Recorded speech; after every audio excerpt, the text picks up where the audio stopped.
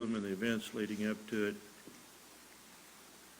in symbolic language from the perspective of heaven, and then chapters 12 through 20 we'll see the events taking place on earth, again in symbolic language. So Revelation chapter 9.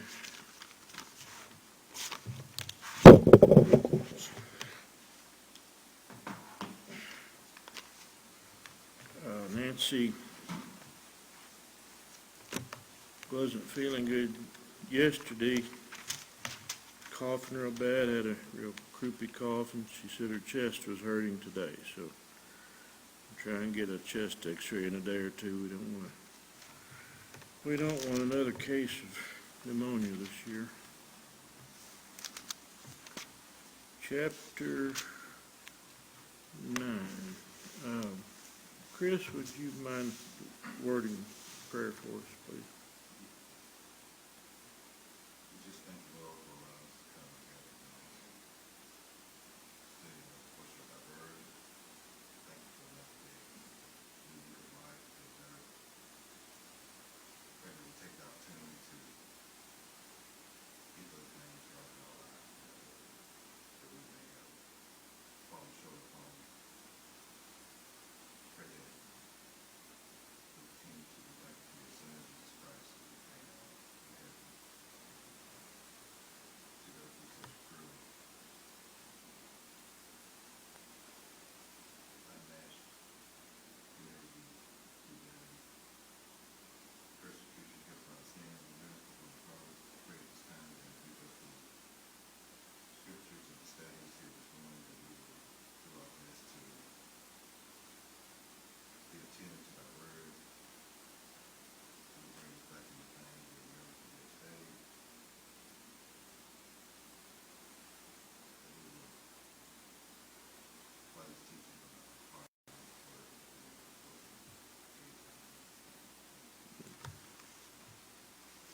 As I've studied through here, I've realized a couple of things. Number one, that I'm agreeing more readily in that the early date and the destruction of the Jerusalem is the proper interpretation of Revelation. And secondly, I've learned that I need to study the Old Testament much more thoroughly than I have before, because I don't think I've quite made all the connections in the old and new. We were talking before class about people that think they're an expert. Well, I don't know that I've ever thought that, and if I've come across that way, I apologize. I've never felt that way, and now I realize I can go back and do a lot of the Old Testament. Okay, chapter 9. Let's see how many verses we got in that. Does anybody have any questions on the first 8 chapters? Anything you want to go back and talk about before we move forward? And I was restudying 6 through 9 last night and realized there were some things I missed, but I'm not going to bring them up right now. Next year when we go through Revelation again. We may have to do this once a year until we get it down. All right, chapter 9, read 1 through 12 is the 5th trumpet and the first woe. And the 5th angel sounded, and I saw a star fall from heaven unto the earth. And to him was given the key of the bottomless pit. And he opened the bottomless pit, and there arose a smoke out of the pit as the smoke of a great furnace. And the sun and the air were darkened by reason of the smoke of the pit. And there came out of the smoke locusts upon the earth, and unto them was given power as the scorpions of the earth have power. And it was commanded them that they should not hurt the grass of the earth, neither any green thing, neither any tree, but only those men which have not the seal of God in their foreheads. And to them it was given that they should not kill them, but that they should be tormented 5 months. And their torment was as the torment of a scorpion when he striketh a man. And in those days shall men seek death, and shall not find it, and shall desire to die, and death shall flee from it. the shapes of the locust were like unto horses prepared unto battle, and on their heads were as it were crowns like gold, and their faces were as the faces of men. And they had hair as the hair of women, and their teeth were as the teeth of lions.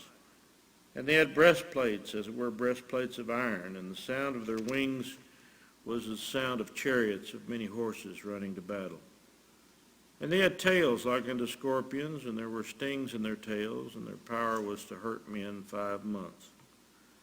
And they had a king over them, which is the angel of the bottomless pit, whose name in the Hebrew tongue is Abaddon, but in the Greek tongue his name Apollyon. One woe is past, and behold, there come 2 woes more hereafter.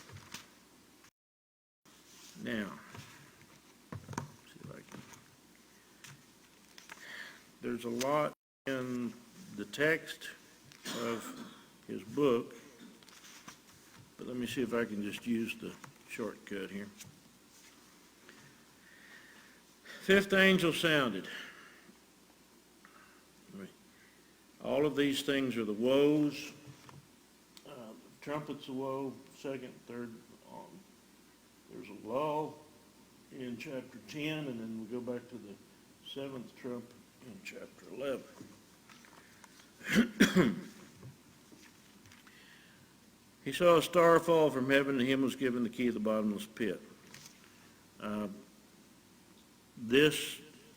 The author agrees, and I agree with him, that this is probably Satan, a fallen star, a fallen angel. Jesus, let's see, Patrick, look at Luke 10:18. Right here.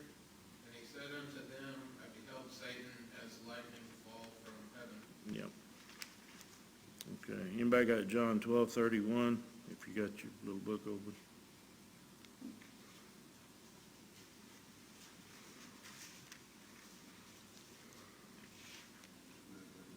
Mm-hmm.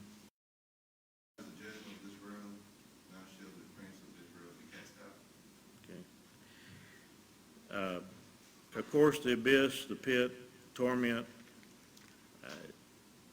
Jesus said that was prepared for the devil and his angels. So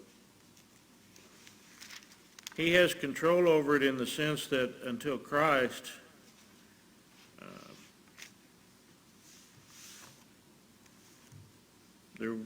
unless other than under the Jews, and their hope was in Christ, but there was no hope of God's forgiveness outside of the Messiah that was going to come.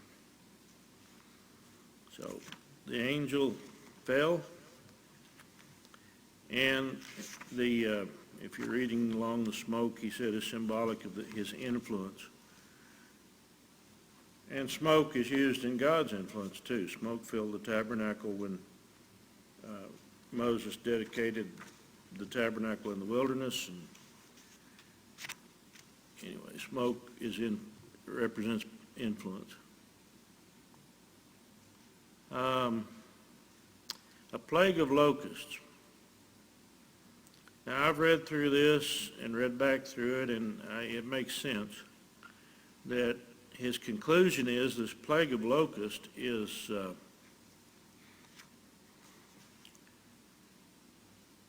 the Jews, the zealous Jews that are coming back to Jerusalem. There was a civil war of sorts in the lull in between, in the 18 months that the Roman government, the Roman army withdrew while they're having their fights in Rome and trying to get a new emperor established. So there were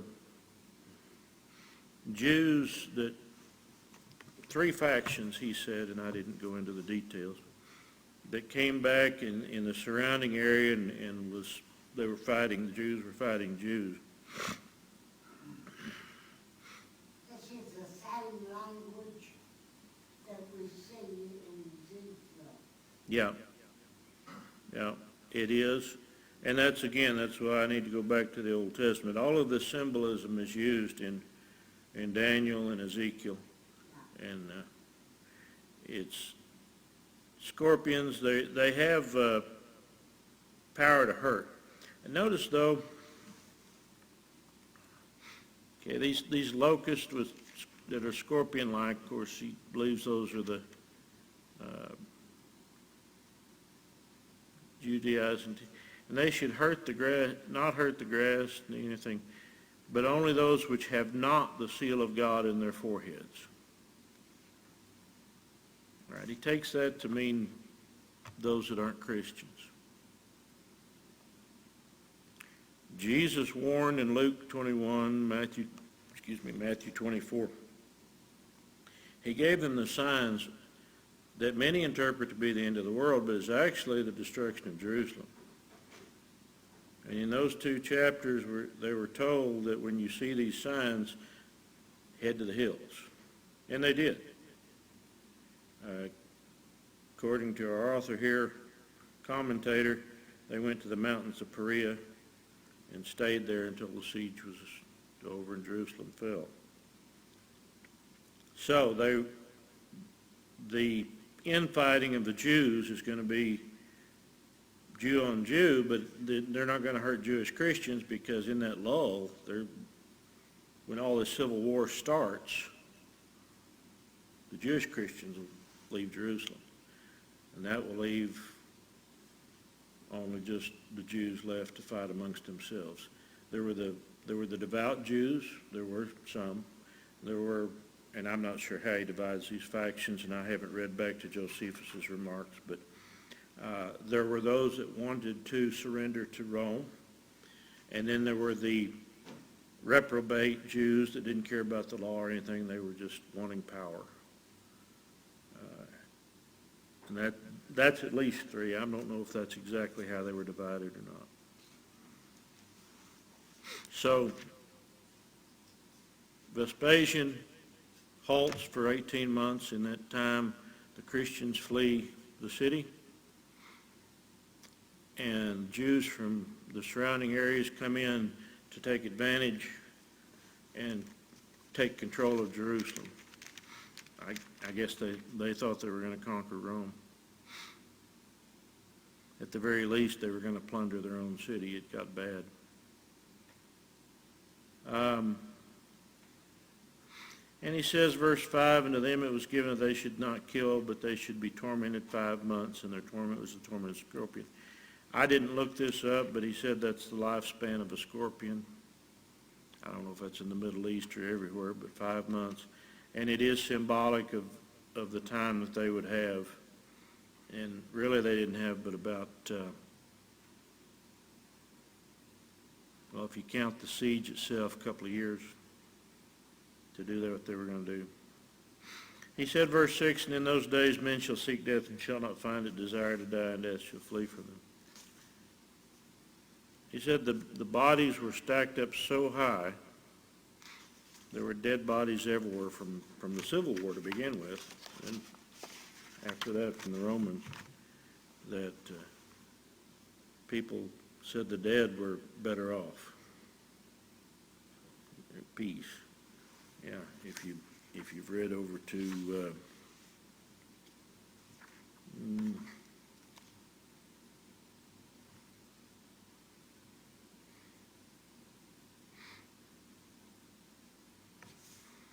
it's starting on 232 in the main book.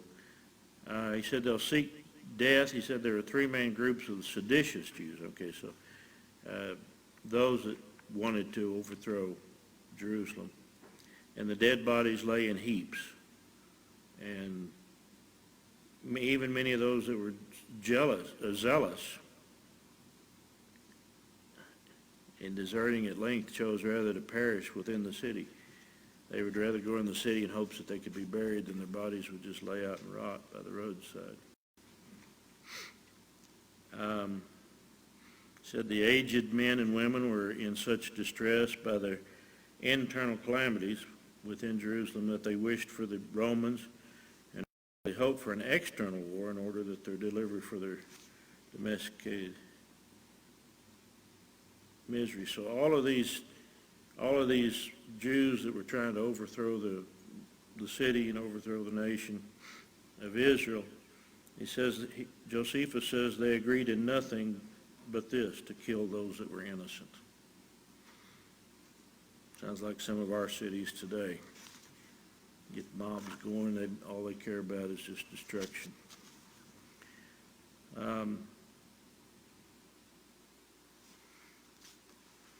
He says the locusts had crowns on their head. These represent crowns of victory. They're pictured as coming fresh from victories. And there are several groups of the seditious Jews, he said, that were gaining control in Jerusalem. It was especially true of a man named Simon in his army of Idumeans who came to Jerusalem fresh from conquering Idumea. They came to Jerusalem in a conquest, so they had pillaged the villages all around. They conquered all the settlements around Jerusalem. You know, Galilee's been taken. That's where the Roman army got to. So from Galilee south and then from Jerusalem down to their southern border, I guess all these Jews who were wanting to overthrow the nation, who were starting civil war and just going from town to town, raiding and killing. And then they finally went to Jerusalem.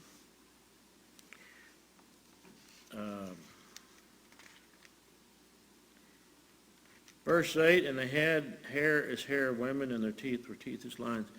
I don't know if it fits, but if you're in pages 234, 235,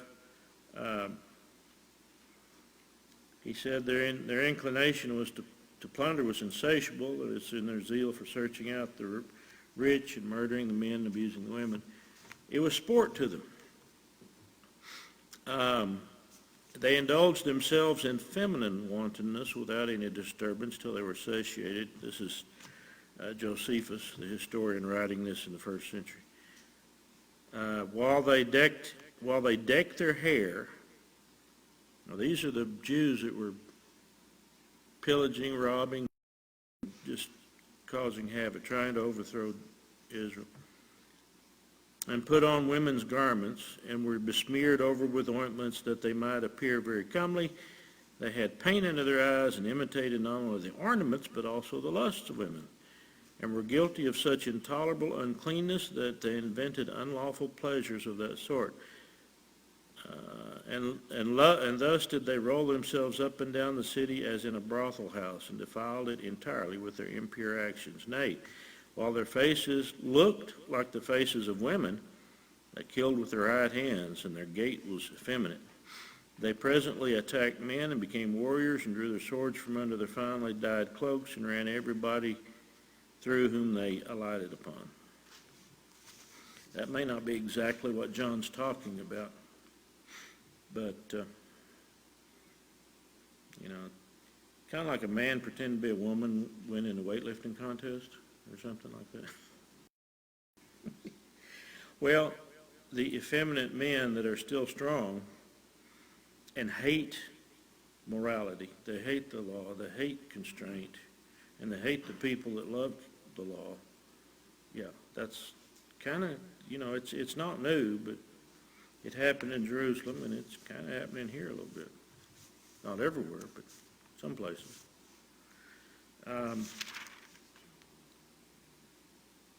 And the breastplates of iron, it's just how strong they were. There was a lot of them fighting each other. And they... Joel chapter 1, verse 8. No. Joel chapter 1, verse 6. What play we do? It's talking about the same thing. Read it. Okay. Joel chapter 1, verse 6. For a nation has come upon my land, strong and without number, whose teeth are teeth of lion, and ye have the cheek teeth of a great lion. I don't know if that's talking about this directly, but it uses the same symbolism that an opposing power trying to destroy a nation uses the same words to describe it. So we know he's not literally talking about locusts. He's talking about people that are trying to destroy Jerusalem. They hate the law, they hate the temple. In fact, he said, and I haven't went back to check Josephus, but he said it's these seditious Jews that set fire to the temple. The Romans don't set fire to it, they do. Now, the Romans finally tear it down, but they're the one that the Jews are the ones that burn it. Unfaithful, ungodly Jews. Yeah, all the symbolism, if we can figure out what it means in the old, it means the same here, because it's the same language. Where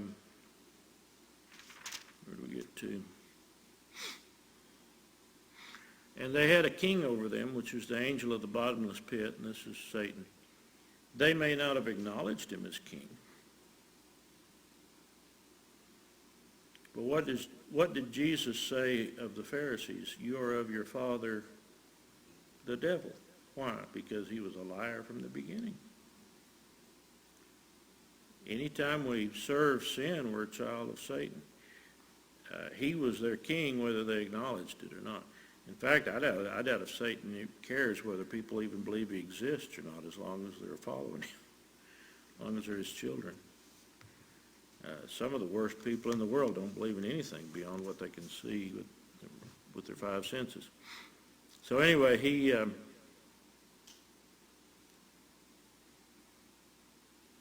the first woe was the civil war, the coming of these seditious Jews to try and overthrow Jerusalem in the interim period.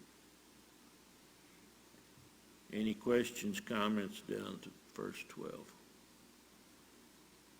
I've got a couple of them. Good. The comment on the scorpions from the commentator, scorpions have some of the longest lifespans of any arachnid. Mhm. 5 months doesn't correspond to their lifespan. It's anywhere from 15 to 25 years. Oh, okay. for their Where was I getting the 5 months? The 5 months is how long they're going to be tormented. That doesn't their lifespan. I was- So the 5 months is the fact that the Bible says they're going to be tormented. And then to ask somebody else is kind of confused with this, I would assume not the star as the third angel, where chapter 8, the third angel, another star, his name was Wormwood. This is Right. different.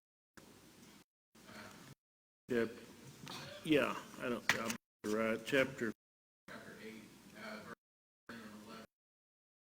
It says, fell a great star, angel, in verse 1. that was fall of Tower, wasn't it? Right. So that's referencing like you said, civil power, like authority there, whereas in 9 is Satan. So I think different representations. It uses the symbolism twice, different times. We're going to get into the measuring of the temple, and then we're going to get later into the measuring of New Jerusalem, which is two different measurings, two purposes, two different types. So, yeah, we have to be careful to keep these in our heads as we go. This is very specific, who he's talking about. Abaddon, Apollyon, or Apion means the destroyer in Greek and Hebrew. And the one that destroys, of course, is Satan.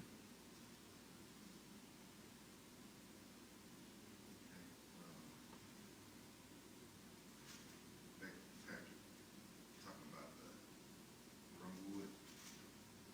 Yeah, that was chapter 8, verse 11, is where it says the name of that star is, but the fall of the star is verse 10 of chapter 8. Okay, so. Wormwood means bitter. Same word as what Exodus. What America? Moses now? Exodus 16. Bitter waters. Oh, yeah. 23.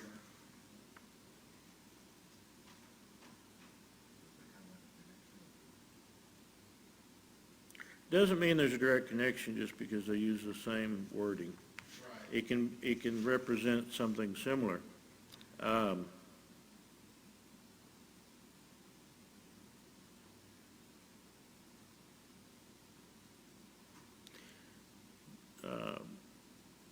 In the context of where we were in chapter 8, we're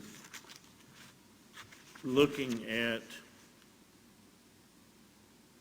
the fall of Jerusalem as a world power and the influence of it. Wormwood is bitterness. It would cause bitterness throughout the world among Jews that are already scattered. You know, we talked about they were scattered during the Assyrian conquest of the northern tribes, and they were scattered, more of them scattered in the Babylonian conquest of the southern tribes. And even though a remnant did come back to Jerusalem, most Jews and their descendants from that point on lived somewhere else.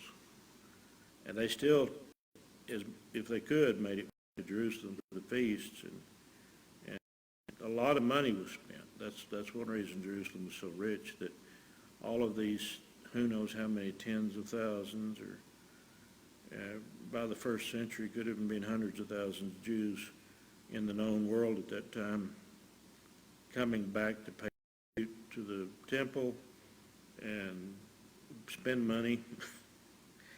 It was a big deal. Big deal. A lot of money was made, apparently. But yeah, the bitterness and the fall of Wormwood was apparently the fall of Jerusalem's power. The high priest still had authority over all of these Jews, even though they were scattered all over the world. They still looked to him as their final authority on earth. And the temple was destroyed, the worship was destroyed, the priesthood was gone. They were in torment and bitterness because they were lost, basically. They weren't Christians, they weren't turning to Christ, and their religious authority is gone. It's where they turn. But over here, he's pretty clear that this star is Satan, and his influence leads all wicked, but especially he led these Jews to try to destroy themselves. Jerusalem was considered a holy city. I don't know that Satan doesn't appear to realize that his influence is actually accomplishing what God wants. He never has. I think he thought when Jesus was he'd won. My opinion, the text doesn't come out and say that specifically. What he thought was a victory was a sounding defeat. Every time he thinks he's winning, he's losing. And I think it's that influence that's verse 11 too, is it's not literally Satan, but it's that influence that's being represented. Yeah. Well, he is, again, we're either a child of the devil or God. There's no in between. And whether we bow down and worship an image we think is Satan, or whether we're just evil in our hearts, we serve sin, either way. I mean, I don't even believe there's a devil. Like I said a while ago, we're still his child, his servant. Yeah, anything else? Y'all are doing good.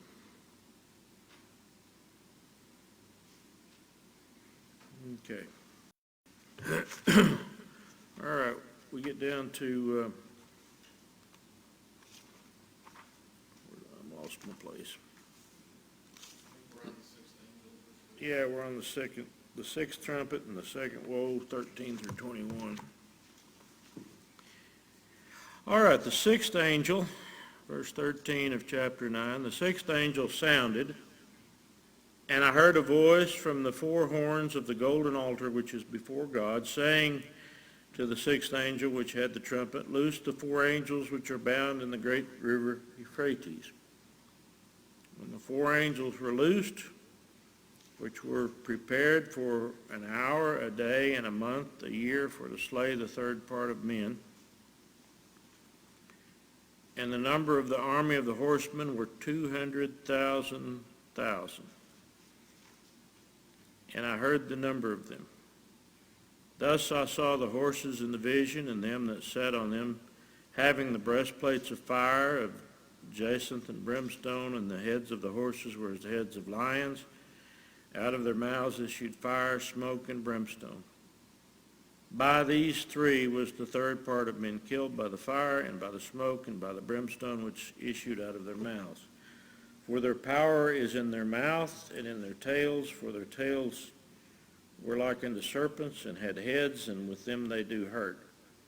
And the rest of the men which were not killed by these plagues, yet repented not of the works of their hands, that they should not worship devils, and idols of gold, and silver, and brass, and stone, and of wood, which neither can see, nor hear, nor walk.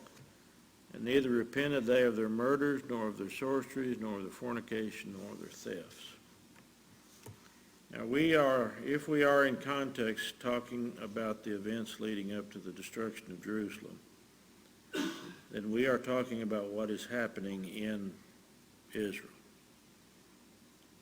So when he talks about a sixth or a third or a tenth or whatever, it's not the whole world, it's within this region, if the context is correct. I believe it is. So the sixth angel sounded his trumpet, and then he heard a voice from the four horns of the golden altar which is before God.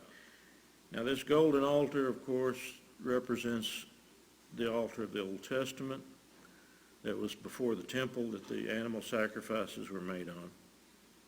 We've discussed before that the martyrs under the altar crying for vengeance were the Old Testament prophets that had been killed for speaking the word of God, because in that context, no mention of the Lamb was given. So we're concluding that these are still those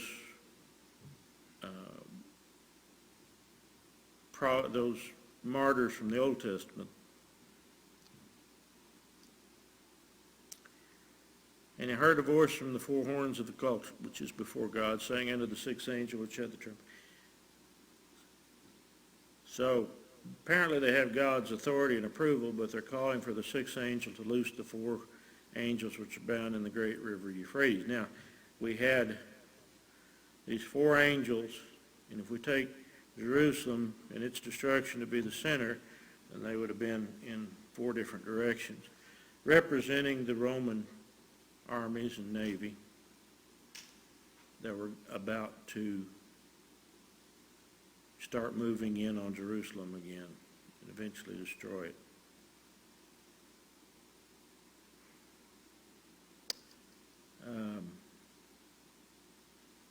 The number of the army of the horsemen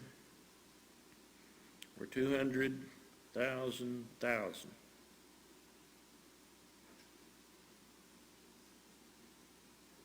I can't do math too good, but I think is that supposed to be 200 million?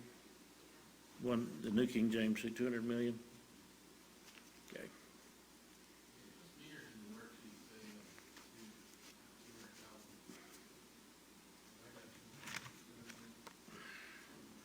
No, it says 200 million. Page 56. 1,000 is a million, so 1,000 would be 200 million. Worksheet. Oh, well, I haven't been doing the equation.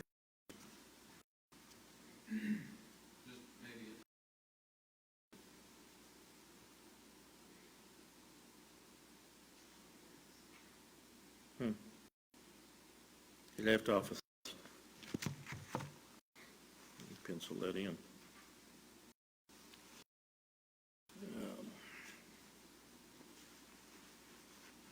Excuse me just a minute. I'll get over there in a minute. All right.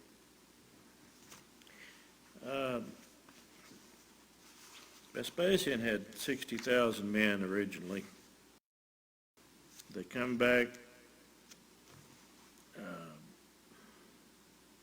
when Titus, his son, comes back to finish the conquest. He has 80,000. So this is a number. I don't know if it represents the Roman armies everywhere. I'm not sure. He says Anyway, the angels were loosed, hour a day, a month, a year to slay the third part of men. And some translations say the day, month, and year. The Roman army was prepared for what they were there to accomplish, which was the destruction of Jerusalem, the final destruction of Jerusalem. They'd put up with Israel a long time, and they don't realize they're being,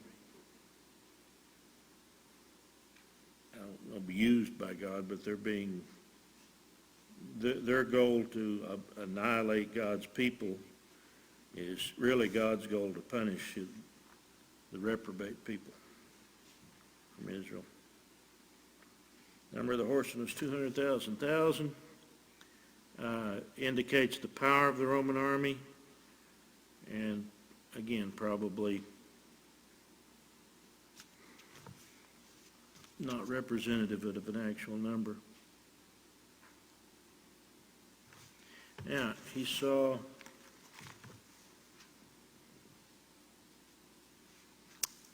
horses in the vision. Yeah.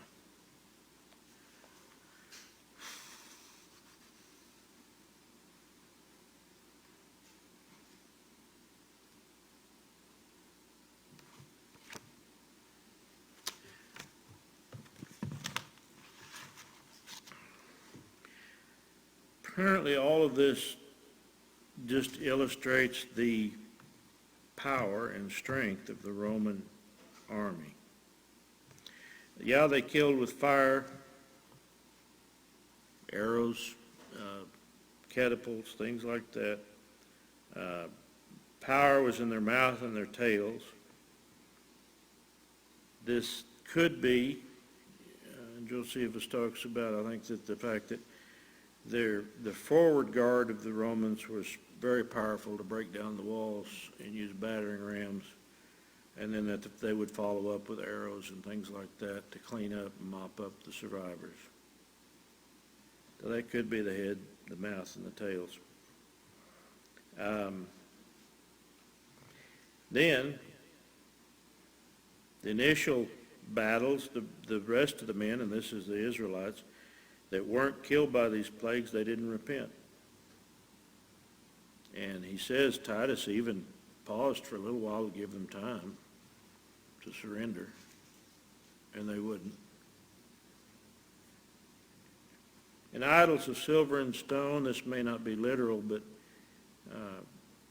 the author points out Josephus' record that these Jews that were going about to destroy Israel or overthrow Israel, robbing everyone, taking everything they could find, stealing from everyone. And covetousness is the same thing as idolatry. So maybe it's symbolic. These mention of idols in verse 21 may be symbolic of their idolatry, their lust for physical treasure. Yeah, whatever they wanted. They were doing whatever they wanted. And they didn't repent.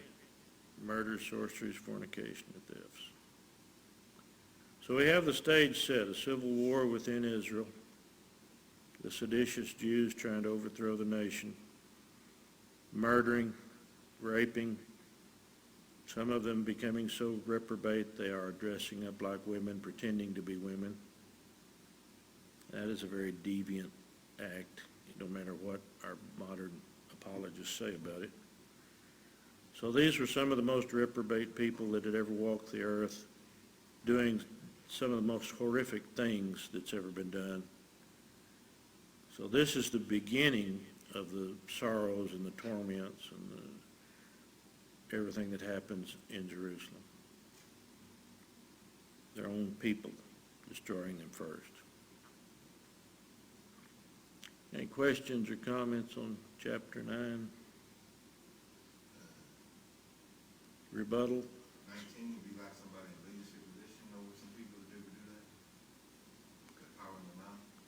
Well, he believes it's the soldiers, the army, the Roman army. verse 19. The horses had heads of lions. They were a powerful foe in the front. Their power was in their mouth. With the mouth, the lion could strangle them.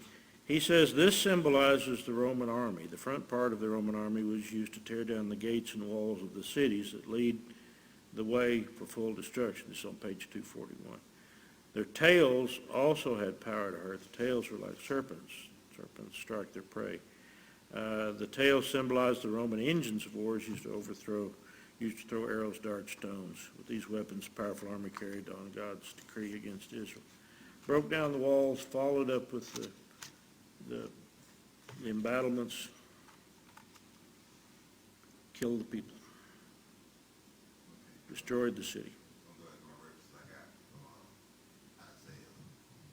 The Lord was angry against Israel. Isaiah chapter 9, Mm-hmm. starting at 15, and then 16 it said, the ancient honor is the head, and the prophet that teaches lies, he is the tail. For the leaders of this people cause them to err, they are led up down or destroyed. Again, I don't know that that's a direct connection to what's going on here, but it's a symbol of those that are opposed to God. You know, you're not going to have a one-for-one correlation, not every time what he's talking about there and here, but if it represents evil there, it represents evil here. If it represents good there, it represents good here. It may not be the exact people, but it's the same point. So, that's my take. One thing I was thinking about, I don't know why I never went to the Greek on this, but it says in verse 20, they worship devils. In James, we have the devils also believe and tremble. When you look at the Greek for devils, the Strong says that they are deity lower than God. And we go back to Jude 1 and verse 6, and it talks about the angels that kept not their first estate. Mm-hmm. So, like these devils are the angels that fell with Satan or went with Satan, and have been chained up in this pit until Judgment Day, as we see in Jude 1 and verse 6. And so, this is probably what Paul refers to as angel worship in the first century. The devil worship as well as these demons that they were worshiping. Or that's one thing that I'm making a connection to. Is this angel worship and devil worship could be some of the same thing. Well, you cut me a big piece of steak there. I'm going to have to chew on it for a while. Something to think about. There's a lot we don't know, especially in the Old Testament days, about what God allowed. We know from Job he allowed Satan to torment, directly tempt them to sin, but to persecute and torment righteous people. I don't know. Possibility. That's something I haven't studied, so I can't give you an answer. We get into angels and demons and where they were and what they've been doing and how many roamed the earth. We know they had access to human beings in the first century because they were possessing people, taking over their bodies. So I have no idea at what point I know that Zechariah said that at some point the prophets and the evil spirits will depart out of the land, and I believe that's when the last apostle died, that there was no need for God to allow the evil spirits to have any kind of direct influence over us, because that purpose to show his power over them was gone. Now it's just indirect influence. The devil influences us indirectly the same way God influences through his word. Evil associations corrupt good morals, Paul said, so we don't have to hear God whisper in our ear to know what's right. We have the Bible. We don't have to hear the devil whisper in our ear to know what's wrong, because we have evil all over the world. So it's a representative influence now. But that's another thing. I put that on my list with the Old Testament. I may not live long enough to get all this studied out. Men in my family die in their 80s, so I've only got about 20 more years. Chapter 10. Let's see. Yeah, we're about done. Let's just start chapter 10 next week. I won't even read any verses. So, y'all read ahead. We're going to be 241 in the main book and beginning about 56, 7, 8, somewhere in there in the other one. And read Revelation all the way through to the end several times. Get all the pieces together in your mind.